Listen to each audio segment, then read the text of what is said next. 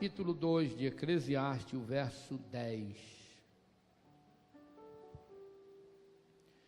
Não me privei de nada que meus olhos desejaram, tampouco neguei ao meu coração alegria alguma, pois me alegrei em todo o meu trabalho.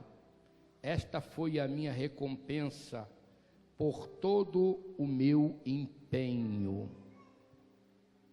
Considerei todas as obras que minhas mãos fizeram, como também o trabalho ao qual com empenho me dediquei. Concluí que tudo era vaidade e aflição de espírito, e que proveito nenhum havia debaixo do sol. Ultimamente, meus irmãos, Deus tem colocado no meu coração para falar sobre o livro de Eclesiastes. E vocês sabem que esse livro ele trata a respeito da vaidade do mundo, e instruções e doutrinas, contrastes e conselho sobre a vida humana. E esse livro também ele mostra, a falência contida na afirmação de que os pecados e os prazeres, presta atenção, e as atividades terrenas são o principal objetivo da vida e a fonte da felicidade. E mostra a conclusão final da vida. Sabe qual é o final da vida? Não é ter carro. Você pode até ter um bom carro. Você pode até ter uma boa casa, não é pecado. Mas o fim de tudo isso, de tudo que você tem, o fim é temer a Deus. O princípio maior é temer a Deus, porque isso tudo é passageiro, é transitório.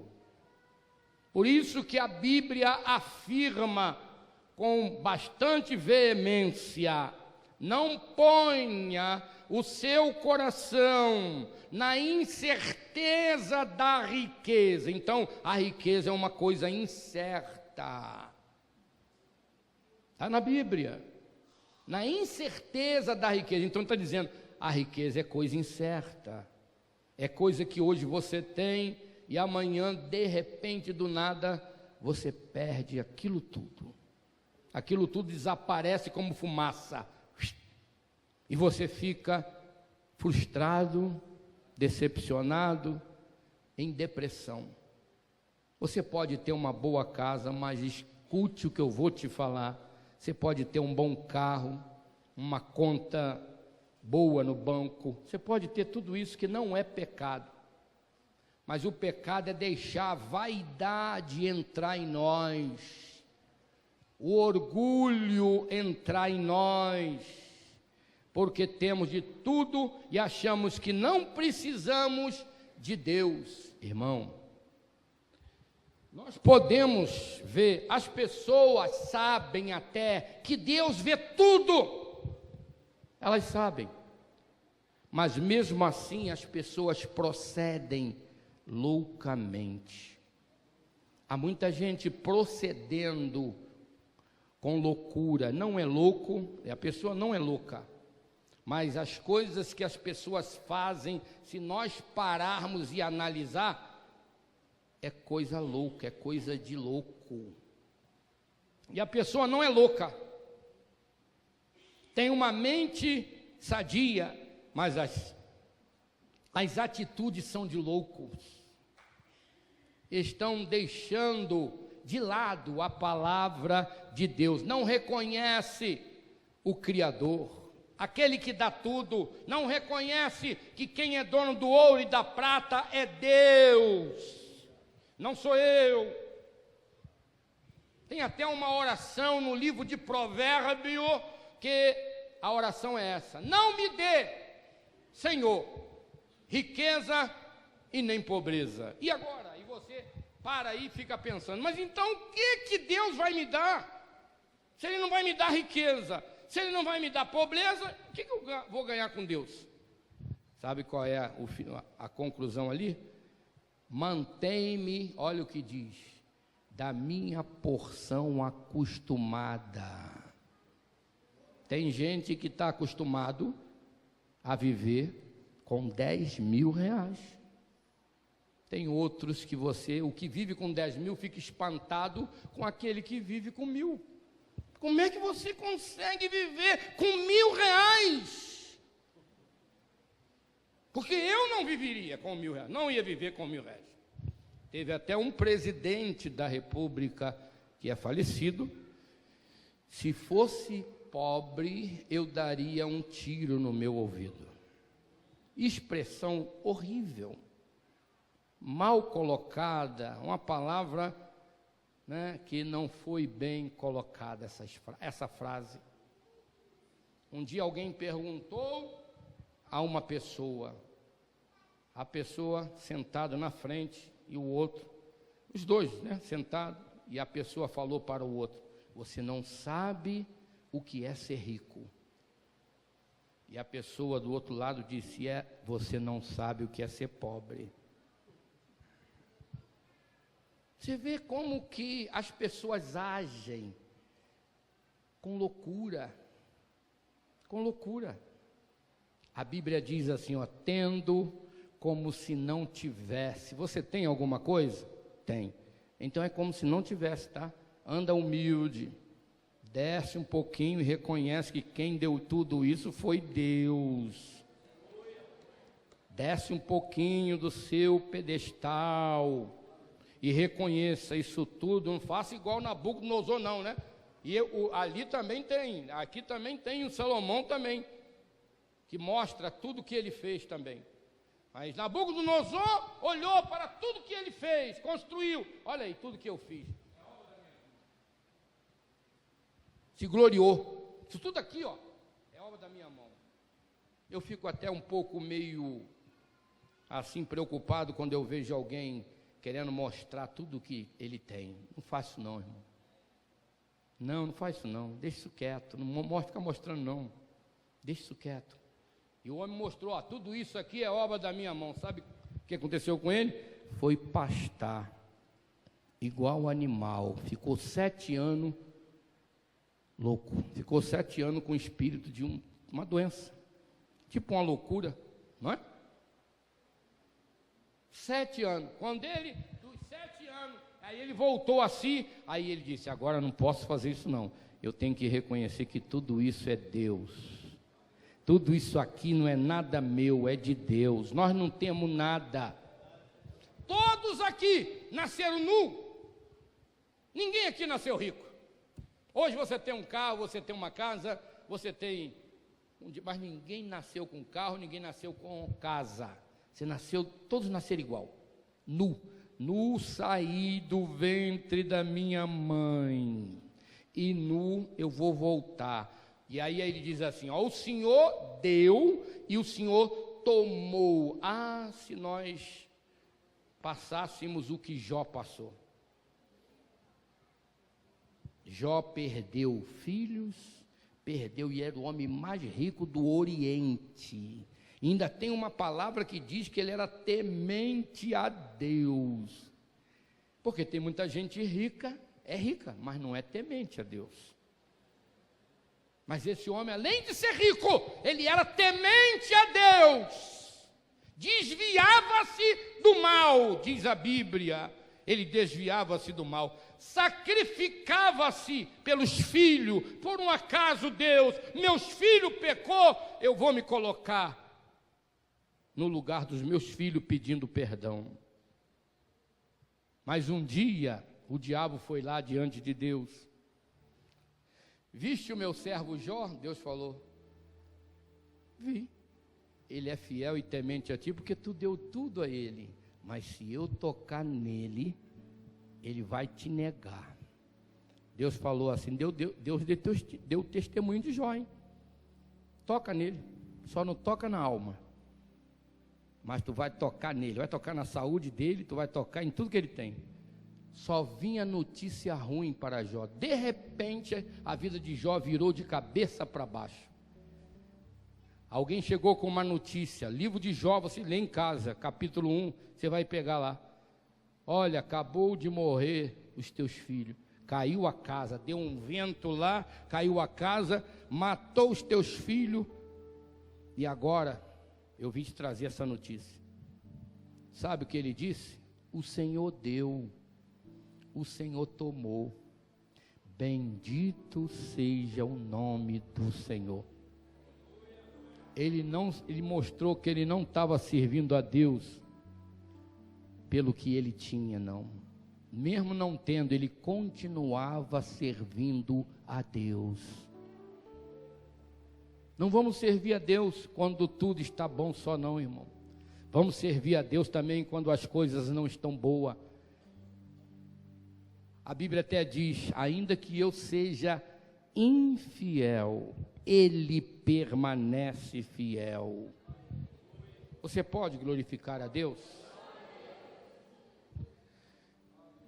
Nós temos que fazer uma análise bem forte desse versículo que eu li. Capítulo 2, o verso 10. Sabe o que diz aqui? Esta é uma prova do desvio de Salomão. Esse capítulo aqui, o verso 10, está mostrando que Salomão estava desviado. Desviado. Começou bem a sua vida. Você vai ler lá, né? Lá na frente, um livro, se eu não me engano, de crônica, né, os capítulos lá na frente, os capítulos de crônica lá, primeira crônica, se eu não me engano, a oração que Salomão fez a Deus. E você vai ver que Salomão orou pedindo a Deus sabedoria. Ele não pediu riqueza, ele não pediu carro, ele não pediu casa, e Deus se agradou, diz a Bíblia, da oração de Salomão. E disse, já que tu não pediu riqueza, tu não pediu mais nada, só sabedoria, eu vou te dar até o que tu não me pediu. Porque Deus viu naquele momento que Salomão era um homem humilde. Humilde. E Deus, a Bíblia diz que Deus abençoa os humildes e abomina os soberbos. Ó, da soberba provém a ruína, a queda. Tem um homem preso, você sabe quem é. Porque a soberba levou ele à ruína. A soberba leva as pessoas à ruína. E era soberbo. Você sabe como ele procedia? Loucamente. Fazia coisas fora do seu normal. Você vê na televisão, na reportagem, que apanharam ele, né, dançando numa mesa, com guardanapo na cabeça e fazendo uma festa. Olha a soberba onde leva o homem. Olha a soberba onde leva o homem. A queda. E olha o que está aqui dizendo. Ele satisfaz, Salomão satisfaz todo o desejo e paixão que seu coração anelou. Está vendo? Tudo que os seus olhos desejavam. Ele colocava os olhos em alguém, numa mulher, e ele tinha aquela mulher para ele. Vamos ver aqui? Salomão se desviou. A pior coisa é quando o homem se desvia da presença de Deus. O homem sai fora da presença de Deus. Você vai ver aqui o que Salomão fez uma coisa muito triste, é muito triste. Capítulo 11 de 1 Reis, versículo 1. Olha a vida que Salomão levou. Depois de orar, ele começou a se desviar da aliança com Deus e começou a se perder. 1 Reis, capítulo 11, verso 1. Olha o que diz. O rei Salomão amou muitas mulheres estrangeiras. E além disso, além da filha de Faraó, Moabita, Amonita, Edomita, Sidônias e Etéias, das nações que o Senhor tinha dito aos filhos de Israel, não entrareis a ela, elas não entrarão a vós. De outra maneira, perverteram vosso coração para seguirdes aos seus deuses. A esta se uniu Salomão com amor. Está aí, ó. Aí vamos lá. Ele tinha 700 mulheres, princesa, 300 concubinas, e suas mulheres lhe perverteram o coração. Salomão se desviou, se envolvendo com mulheres, e não foi com uma, não foi com duas, não foi com três, ele começou a se perder. Perdeu a direção, começou a ter quedas. Aí foi só caindo. E a Bíblia mostra que, no tempo da velhice de Salomão, suas mulheres lhe perverteram o coração para seguir outros deuses. Seu coração não era inteiramente fiel com o Senhor seu Deus, com o coração de Davi seu pai, porque Salomão seguiu Astarote, Deus dos Sidônios, Micom e a abominação dos Amonitas. Assim fez Salomão, que era mau aos olhos do Senhor. Salomão esqueceu que Deus vê tudo. E nós às vezes esquecemos que Deus está vendo cada passo nosso. Você sabia disso? Que Deus vê cada passo nosso. E às vezes a pessoa não presta atenção. Capítulo 15 de Provérbio, verso 3. Eu vou encerrar porque a hora está chegando. Abra sua Bíblia aí. Capítulo 15, o verso 3 de Provérbio. Olha o que diz aí no livro de Provérbio. Os olhos do Senhor estão em todo lugar, contemplando os maus e os bons. Deus está vendo o nosso caminhar no dia a dia, o nosso envolvimento com o pecado. E às vezes procedemos loucamente, e quando paramos para refletir, estamos amarrados. O pecado amarra, o pecado tira a nossa paz e a nossa tranquilidade. Salomão começou bem e terminou mal. E quantos até estavam servindo a Deus fielmente, hoje estão mal. Perderam o seu ministério, perderam a saúde, perderam o bem maior que é a família e estão mal. Triste a gente ver pessoas, que eu não vou aqui citar nome, caídas na beira da estrada, bêbados, e pessoas que ocuparam funções em cima de um púlpito, pessoas que dirigiam igreja e hoje estão andando igual mendigo, rasgado, esmulambado, e tinha tudo e perdeu tudo por causa do envolvimento com o pecado. E não se arrependem, omitem o pecado, escondem o pecado. Não são pessoas verdadeiras, não usam de verdade, tentam se justificar pela prática do pecado. Não, eu fiz isso. Alguém culpa a esposa, alguém culpa até o pastor. Não, eu estou assim por causa do pastor, por causa daquela irmã. E aí está no mundo, continua lá no mundo, fazendo tudo que a carne faz, não se privando de nada. Salomão não se privou de nada. Você leu o capítulo? Vamos encerrar aqui. Vamos lá, Eclesiastes, vamos lá. Capítulo 2, o verso 10. Olha o que está escrito aqui no verso 10. Não me privei de nada. Não tinha domínio próprio. Era um homem que se deixava levar pelo que via. não podia ver uma mulher. Está aí na Bíblia. Salomão viu 300 mulheres, mais de 700 mulheres, né? Mas ele já tinha filha de Faraó, mas ele ainda queria mais mulheres. Prazer da carne, os desejos da carne, é porque ainda não mortificou os membros. E nós precisamos mortificar os nossos membros, obedecendo a palavra de Deus. Aí a Bíblia diz aqui, olha o que a Bíblia diz: entregou seu coração às alegrias e aos prazeres da vida, entregou seu coração ao vinho e à embriaguez. Ele se entregou, ele se deixou levar.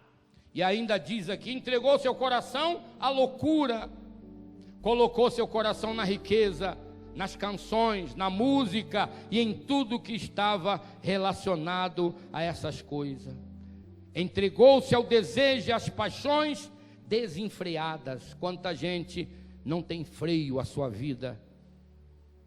Nós somos um carro, você é um veículo, é você que dirige a sua vida. Então vamos botar que nós somos um carro. Como é que você está dirigindo a sua vida? Sua vida tem freio ou sua vida é desenfreada? Não tem freio. Tudo o que você quer você faz, não tem regra. Sabe o que está faltando? Temor de Deus. Temor a Deus. Se você ler o finalzinho de Eclesiastes, ele disse que tudo isso não valeu nada. Aí a Bíblia diz lá no finalzinho, a conclusão que ele chegou, que todo homem tem o dever de temer a Deus. Não é só pastor, não é só presbítero, todos nós aqui temos o dever de temer a Deus. Procura ver o que é temer a Deus.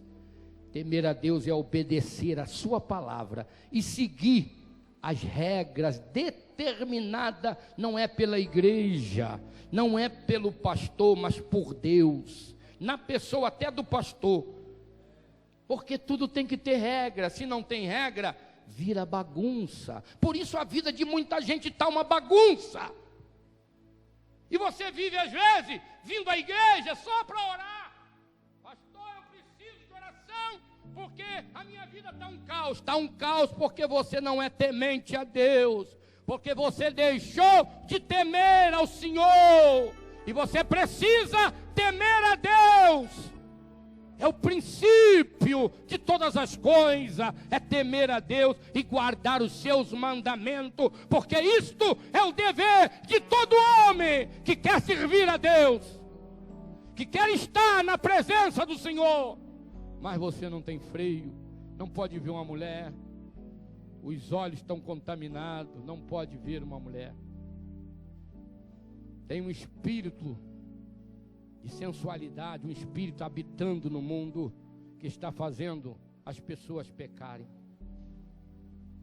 Eu até digo que o peixe, às vezes a pessoa diz, o peixe é pego pela boca. Não é, meus irmãos, é pelos olhos.